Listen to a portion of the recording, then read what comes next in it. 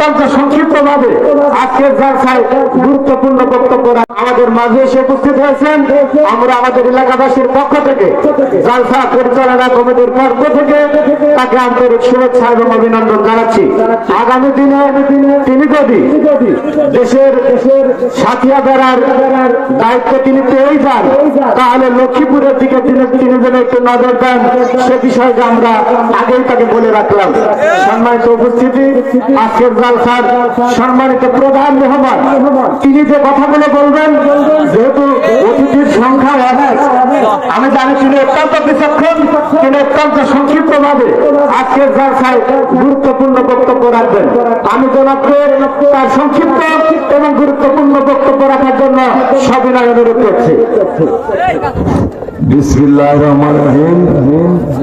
লক্ষ্মীপুর কবরস্থানের উন্নতি কল্পে বার্ষিক ইসলামী জালসা, আজকের এই জালসা সম্মানিত সভাপতি আলহাজ মোহাম্মদ লুৎফর রহমান, সভাপতি অত্র কবরস্থান কমিটি, প্রধান অতিথি আমার শ্রদ্ধাভাজন ভাই মাওলানা মোহাম্মদ মুখলেসুর রহমান, আমির বাংলাদেশ জামাত ইসলামী সাথিয়া উপজেলা শাখা, সাবেক উপজেলা চেয়ারম্যান।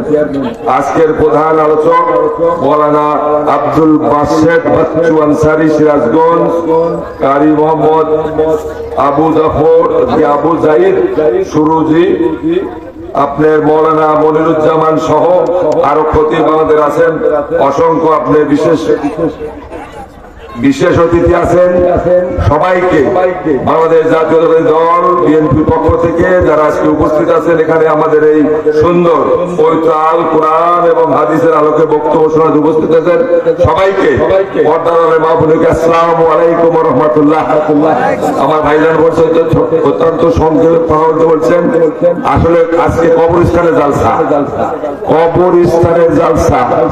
রাসূল সাল্লাল্লাহু আলাইহি ওয়াসাল্লাম বলেছেন আল কবর, কবর কারোর জন্য জান্নাত, কারোর জন্য জাহান্নাম, তাই না?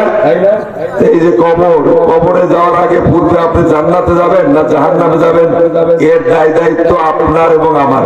আপনি যদি পবিত্র কোরআন হাদিসের আলোকে চলেন, পরস্পরের মধ্যে ঐক্যবদ্ধ থাকেন, ইয়েতিমের হককে নষ্ট না করেন, প্রতিবেশীর হককে নষ্ট না করেন, যদি স্বেচ্ছাভাবে জীবন করে ইসলামী এবং কোরআনের সুন্দর আলোকে চলতে পারেন, আপনি কবরে যাবেন, কবরটা আপনার জন্য 70 হাত হয়ে যাবে, কবরের দরজা খুলে যাবে, কবরের মধ্যে জান্নাত থেকে সুগন্ধ আসবে, আপনি ঘুমায় যাবেন। যতদিন পর্যন্ত কিয়ামত না হয় ততদিন পর্যন্ত ইনশাআল্লাহ আপনি ঘুমাবেন।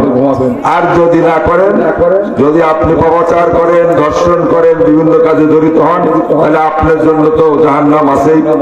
আমাদের মহান রব্বুল আলামিন আমাদের প্রেরিত দূত আখির নবী সাইয়্যিদুল মুরসালিনের প্রেরিত দূত হিসাবে আমাদেরকে পাঠিয়েছিলেন। আমরা তারই উম্মত।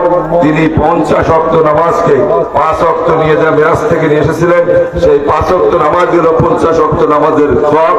আমরা সকলেই সেই নামাজ পড়ি আর ঐক্যবদ্ধ ভাবে থাকি। এই বলেই আমি আমার বক্তব্য শেষ করছি। খোদা হাফেজ। বাংলাদেশ জিন্দাবাদ, বাংলাদেশ জাতীয়তাবাদী দল জিন্দাবাদ। আজকের এই কবর কমিটিকে আমাকে আমন্ত্রণ দেওয়ার জন্য সবাইকে ধন্যবাদ। আসসালামু আলাইকুম।